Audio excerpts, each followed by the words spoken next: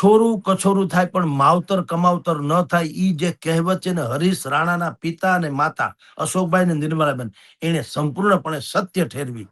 પોતાની જાત વેચવા એટલે કે પોતાના અંગ વેચવાને બાદ કરતા એનું જમીન જાગીર જે કાંઈ હતી, એનું મકાન ઇત્યાદિ હતું, અથવા તો એની જે કાંઈ મૂડી હતી, મરણ મૂડી, બધી જ એના દીકરા હરીશના કલ્યાણાર્થે, એ સ્વસ્થ થઈ જાય, પુનઃ પાછો જીવતો સારી રીતે થઈ જાય, એના માટે બધું હોમી દીધું. અંતે પણ શું થયું? 13, 14, 15 વર્ષની આટલી મોટી પીડા એને સહન કરી માવતરે, ઈ આશાએ કે સંભવ છે કે એ પાછો કદાચ જીવતો થાય.